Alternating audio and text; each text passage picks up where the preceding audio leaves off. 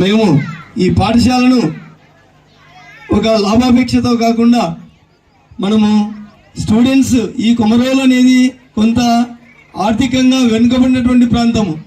సరైనటువంటి టయానికి వర్షాలు ఉండవు, సరైన టైంలో పంటలు పండవు. మెజారిటీ ఇక్కడ ఉన్నటువంటి స్టూడెంట్స్ అందరూ కూడా రైతు కూలీలకు సంబంధించినటువంటి విద్యార్థులే. కాబట్టి నేను కూడా మేమందరం కూడా ఒక రైతు కుటుంబం నుంచి వచ్చాం. కాబట్టి అక్కడ ఉన్నటువంటి కష్టాలు ఏంటి, ఆ రైతుల పిల్లలను చదివించుకోవాలి అంటే ఏ విధంగా కష్టపడుతుంటారు, అవన్నీ ఒక తెలిసిన వ్యక్తులుగా మేము కూడా మీకు మంచి విద్యను మేము బోధించినట్లయితే మీరు కూడా మంచి విద్యను అభ్యసించి మీరు మంచి స్థానానికి వెళ్ళడానికి అవకాశం ఉంటుంది. కాబట్టి మేము ఈ పాఠశాల యొక్క ముఖ్య ఉద్దేశం ఏంటి అంటే మిమ్మల్ని మంచి క్రమశిక్షణ గల విద్యార్థులుగా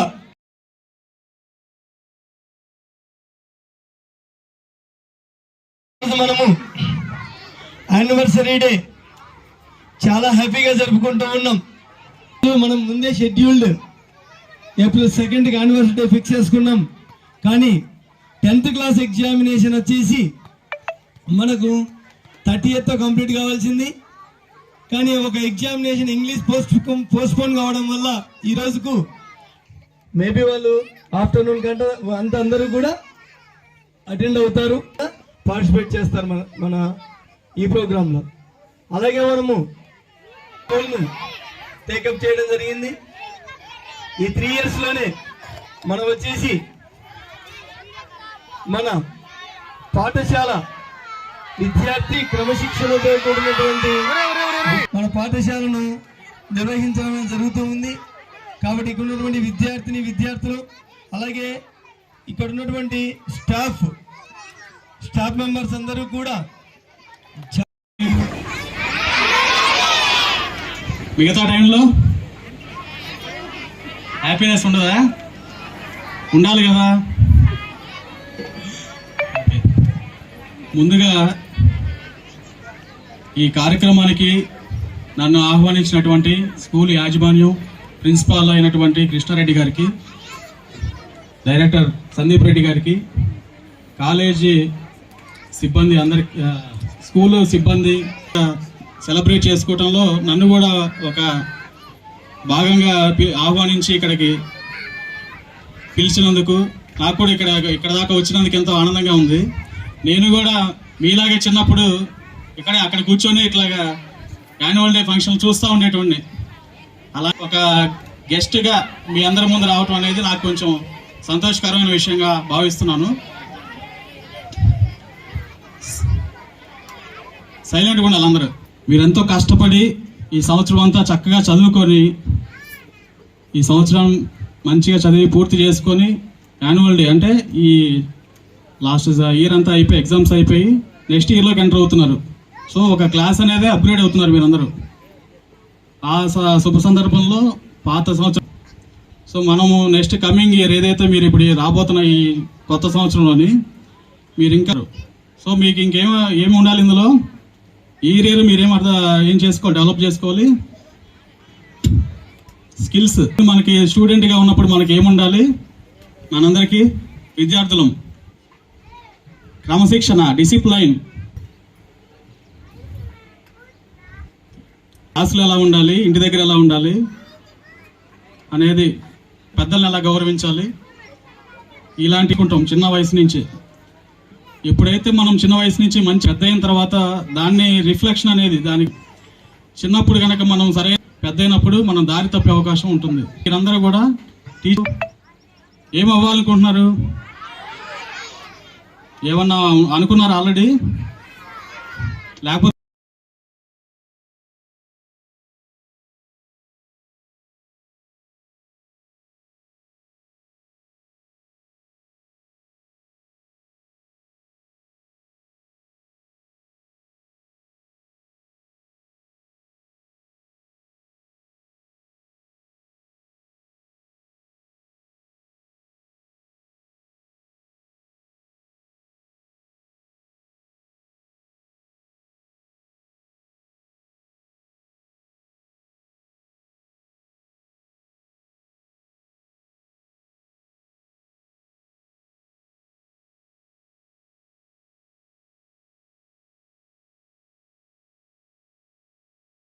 పొందే అవకాశం చాలా శాతం ఉంటుంది. అంతేగాని మనం ఊరికే చదివేసి పాస్ అయితే సరిపోతుందిలే అనుకుంటే అవ్వదు. ఇవాళ ఉన్న కాంపిటేటివ్ యుగంలో ప్రతిదీ కాంపిటీషన్ మీద నడుస్తుంది. సో మెరిట్ ఈజ్ చాలా important. Merit is very important. ఎంత చదువుకుంటే నీకు అంత లాభం ఉంటుంది. ఎడ్యుకేషన్ అనేది చాలా ఇంపార్టెంట్. దాని విలువ అనేది దాని తగ్గట్టే మీరు ప్రతి సంవత్సరం మీరు దాని తగ్గట్టుగా మీరు ప్లాన్ చేసుకుంటూ చదువుకుంటూ మంచి స్థాయికి వెళ్ళాలి. మంచి మంచి ఉద్యోగాలు మీరందరూ భవిష్యత్తులో మంచి గవర్నమెంట్ ఉద్యోగాలు కానీ ప్రొఫెషనల్స్ అయిపోవాలని మనస్ఫూర్తిగా కోరుకుంటున్నాను. ఇంకొకటి, మీరందరూ చిన్నపిల్లలు కదా, మీ అమ్మా నాన్నలు మీకు పాకెట్ మనీ ఇస్తూ ఉంటారా? చాక్లెట్లు బిస్కెట్లు కొనుక్కొని తినేస్తారు ఆ టైంలో, చిప్స్. మరేం చేస్తుంటారు? దాచుకుంటారా? దాచుకున్న తర్వాత సరే, ఇక్కడ తీసుకోవటం అనేది చాలా ఇంపార్టెంట్. నేనేదో బ్యాంక్ నుంచి వచ్చా కాబట్టి పొదుపు చేసుకోమని చెప్పకైనా కాకపోయినా పొదుపు అనేది చేసుకోవాలి. ఇవాళ పొదుపు చేసుకుంటేనే రేపు మనకు సంతోషం ఉంటుంది. దాని ఆనందం అనేది మీకు తర్వాత అర్థమవుతుంది. ఇప్పుడు ఒక పెద్ద మొత్తం అయిన తర్వాత అది చూసిన తర్వాత మీకు ఆనందం వస్తుంది. అరే, నేను ఇంత కూడబెట్టగలిగాను, లేకపోతే నేను ఇంత దాచుకోగలిగాను నా అవసరాలకి నేను. సో మీకు వచ్చే ఏదైనా పాకెట్ మనీలో సగం మీరు ఖర్చు పెట్టుకోండి, సగం దాచిపెట్టుకోండి. ఈ అలవాటు చేస్తూ మీకు ఎలా ఉంటుంది అనేది మీకు అర్థం అవుతుంది. ఆ పొదుపు చేస్తే వచ్చే ఆ సంతోషం.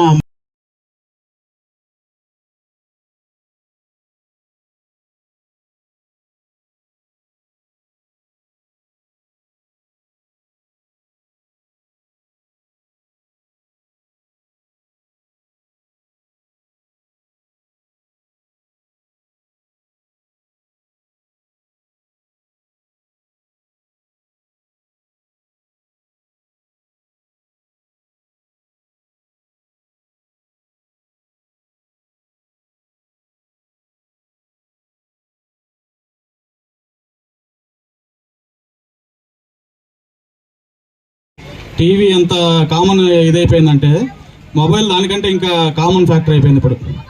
సో మీరు చేసిన పని ఏంటి? మొబైల్లో మీరు ఒకే ఆడుకుంటే ఆడుకున్నారు కానీ ఎడిక్ట్ అవ్వద్దు. ఎడిక్ట్ అవ్వడం అంటే ఏంటి? వ్యసనం. దానికి అది లేకపోతే నేను తినను. నేను చిన్న పిల్లలు అది చూపిస్తే కానీ ముద్ద లోపలికి వెళ్తారు. చిన్న పిల్లలకి మరి తినడం కోసం చూపిస్తున్నారు పిల్లలకి, చంటి పిల్లలకి కూడా. సో మనం నేర్చుకోవాల్సింది ఏంటి? ఓకే, ఎప్పుడో ఒక గేమ్ ఆడావు, లేకపోతే కాసేపు పావుగంట చూసావు, నెక్స్ట్ వెంటనే దాన్ని కట్ అయిపోవాలి ఏం చేయాలనే దానికి. అంతేగాని దాంట్లో కళ్ళు పెట్టి లోపలికి వెళ్ళిపోయి కూర్చుంటే టైం. కాబట్టి ఎంత మటుకి టెక్నాలజీని వాడాలి, ఎంత మటుకి మొబైల్ ఫోన్ మనం వాడుకోవాలి, మనకి ఎంత మటుకి యూజ్ అవుతుంది. ఇక్కడ పేరెంట్స్ ఉంటే చాలా బాగుండేది. ఇప్పుడు వాళ్ళని ఆపే పరిస్థితులు లేరు, పిల్లల్ని కంట్రోల్ చేసేది తప్పిపోయింది. కానీ ఎలాగైనా సరే మీరైనా దానికి కొంత టైమే కేటాయించుకొని మిగతా టైము మీరు వేరే పోవటం, ఇట్లాంటి శారీరక physical fitness activities, other activities. Boys games ఆడతారా? బాయ్స్ జీటీఏనా? ఎంతసేపు ఆడతారు? రోజంతా కూర్చొని ఆడుతూనే ఉంటారా ఛార్జింగ్ అయిపోయాక? నీకు తెలుసో లేదో ఆటలు అలా తెలియక నొక్కితే దాంట్లో నుంచి అకౌంట్లోకి వెళ్ళిపోయి బ్యాంక్ అకౌంట్లో నుంచి. తెలుసా మీకు ఆ విషయం? మీరందరూ చేయాల్సిందంటే గేమ్స్, ఫోన్లో గేమ్స్ కాదు, బయటికి వెళ్ళి ఆడుకొని ఒక గంట వచ్చి చదువులు పోతాయి. మీకు చాలా బ్రెయిన్లో చాలా తెలియకుండా డ్యామేజ్ జరుగుతుంది. మీరు ఏముండాలి? చదువుకునే వయసులో చదువు మీద ఉండాలి, ఫిజికల్గా ఆడుకొని దాని మీద రిలీఫ్ వస్తుంది ఫిజికల్గా ఆడితే. మీరందరూ కూడా మంచిగా చదువుకొని చక్కగా మీకున్న పాకెట్ మనీ ఏదైనా ఉంటే దాంట్లో పొదుపు చేసుకుంటూ మీ చదువుకునే సమయంలో ఏదైతే ఆ సబ్జెక్ట్స్ ఉంటాయో వాటి మీద అవగాహన అనలైజ్ చేసుకొని చదువుకోవాలి. కాన్సెప్టువల్ లెర్నింగ్ ఇంప్రూవ్ చేసుకోవాలి, స్కిల్స్ ఇంప్రూవ్ అవ్వాలి. రేపు ఫర్దర్ హైయర్ స్టడీస్కి వెళ్ళే కొద్దీ మీ నాలెడ్జ్ చాలా లెవెల్స్ ఇంప్రూవ్ అయిపోయి మంచి స్థాయిలో మీరు అందరూ ఉండాలని మనస్ఫూర్తిగా కోరుకునే వాళ్ళు నేను కూడా ఒకరిని. నాకు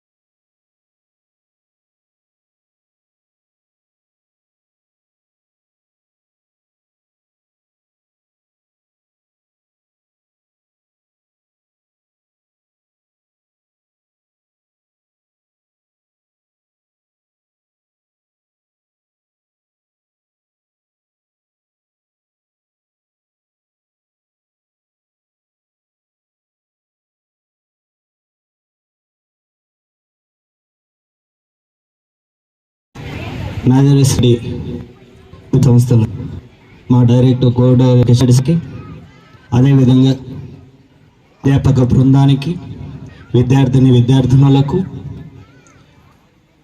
నా శుభాంజనులు. మీ అందరూ కూడా ఇక్కడ ఉన్న విద్యార్థినులు కూడా అందరూ కూడా వ్యవసాయ కుటుంబం నుంచి ఎక్కువ శాతం వచ్చినటువంటి వారు ఎక్కువ శాతం చదువుకోవడం అనేది చాలా ముఖ్యమైన దిశ.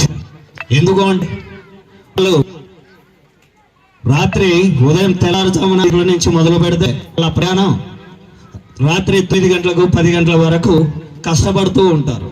ఆ కష్టానికి ఫలితం ఉండాలి అంటే మీరు మంచిగా చదువుకోవాలి. అదేవిధంగా మీరు ఇప్పటి నుంచే మీ తల్లిదండ్రులైన ప్రేమ అనేది పెట్టుకోవాలి. జీవితంలో తల్లిదండ్రుల మీద ఈ రోజు మీ చేయనేది వదిలిపెట్టడం లేదు, కానీ జీవితంలో వాళ్ళ చేతులు అనేది వదిలిపెట్టకుండా వాళ్ళని చూసుకోవాల్సిన బాధ్యత అనేది మీ మీద ఉంటుంది. ఇప్పుడే మీ చిన్న వయసులోనే మీ ఆలోచన అనేది పర్ఫెక్ట్ గా ఉంటే ఖచ్చితంగా మీ తల్లిదండ్రులను అనేది వదిలిపెట్టకుండా ఉండగలుగుతాం.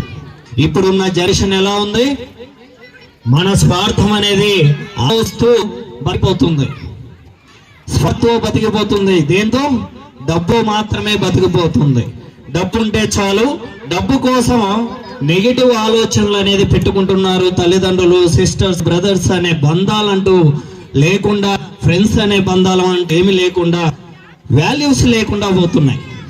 అంటే డబ్బు అనేది ఉండాలి, కానీ అది మన లైఫ్ని ఇవ్వదు, మన బంధాలను ఇవ్వదు, తల్లిదండ్రులను ఇవ్వదు, బ్రదర్స్ సిస్టర్స్ని ఇవ్వదు, అట్లానే ఫ్రెండ్స్ని ఇవ్వదు. లైఫ్ ఇప్పుడు డబ్బుకు ముడిపడి ఎలా ఉంది అంటే ఫ్రెండ్స్ రిలేషన్ అంటే వాళ్ళని వదిలేస్తారు. తల్లిదండ్రులు లేదు, సిస్టర్స్ లేదు, ఫ్రెండ్స్ లేదు. కానీ ఆ డబ్బుకు కానీ మీరు అలవాటు పడే జీవితంలో మిమ్మల్ని మీ నెక్స్ట్ జనరేషన్ అంటే మీ పెద్దవాళ్ళ మీ ఫ్యూచర్లో ఏమవుతుందంటే మిమ్మల్ని అదే విధంగా చూస్తారు. కానీ తక్కువ ఫ్రెండ్స్ ఉండాలి. వస్తే అర్ధరాత్రి కూడా వచ్చి ఫోన్ చేసి నాకు ఇది కావాలి అనే పరిస్థితి ఉండాలి. అర్ధరాత్రి వచ్చి ఇంటికి వచ్చి నాకు ఇది కావాలి తీసుకుపోవాలి అనే పరిస్థితి ఉండాలి. అంతే ఫ్రెండ్స్ అయిన వాళ్ళు టైం పాస్ కోసమో అదో చెడువాట్ల కోసమో ఫ్రెండ్స్ అయితే ఇవ్వకూడదు. తక్కువ ఉండాలి. Friends best friends life long మీరు చనిపోయే రోజు కూడా వాళ్ళే ఫ్రెండ్స్ ఉండాలి. అప్పుడే మీకు మంచి ఫ్రెండ్స్ ఏది చెప్పుకోవాలన్నా ఏది చెయ్యాలన్నా ఫ్రెండ్స్ ఉంటారు. అదేవిధంగా జీవితంలో ఎవరుంటారు? Brother and sister. వాళ్ళు మీ జీవితాంతం మీకు తోడుంటారు. ఎవరు అంటే తల్లిదండ్రుల తర్వాత ఆ స్థానం ఎవరికి ఉంటుందంటే మీ కాడికి పెద్దవాళ్ళు అయినా అంటే సిస్టర్ కావచ్చు, బ్రదర్ సిస్టర్స్ బ్రదర్స్ అయినా వాళ్ళు శాశ్వతంగా మీకు దగ్గరగా ఉంటారు. కాబట్టి ఎప్పుడైనా జీవితంలో వీళ్ళు శాశ్వతమైన వాళ్ళు. కాబట్టి మనము డబ్బు అనే ఒక పార్ట్ మాత్రమే, డబ్బు గురించి ఆలోచిస్తూ బంధాలని వదిలేసుకోవద్దు. కాబట్టి మీకు ఈ చిన్న వయసులో ఇది ఒక్కటి గుర్తుపే. కానీ ఇప్పుడు మీకు ఒకటి చెప్తాను, డబ్బు అంటే కూడా అవసరం ఎందుకు అనేది కూడా చెప్తాను. సార్ చెప్పారు పొదుపు చేయాలని. నేను ఏ రోజు కూడా పొదుపు చేయలేదమ్మా. ఈ రోజుటికి ఒక విషయంలో సార్ నేను ఒక విషయం అడిగాను. ఓన్ విషయం అడిగితే సార్ అన్నాడు మీకు ఏముంటే ఏమి లేదు. వాస్తవంగా సార్ చెప్పినట్టు పొదుపు చేయాలి. నా అవసరానికి నేను పొదుపు ఏం చేయలేదు. ఇప్పటికీ కూడా స్టిల్ ఇవ్వడం నేర్చుకున్నాను తప్ప తీసుకోవడం నేర్చుకోలే. ఇంకా అంటే సేవింగ్ చేయడం నేర్చుకోలే. నేర్చుకోకపోవడం వల్ల ఈరోజు నా అవసరానికి నాకేమీ లేదు.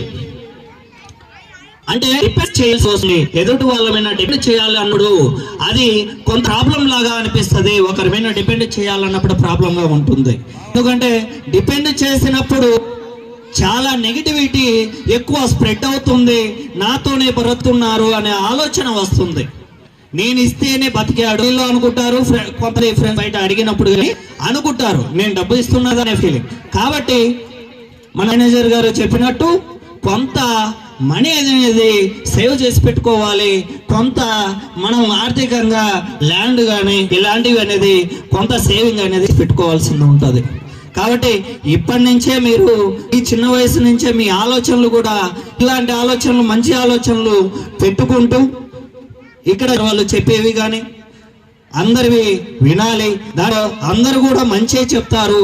కాబట్టి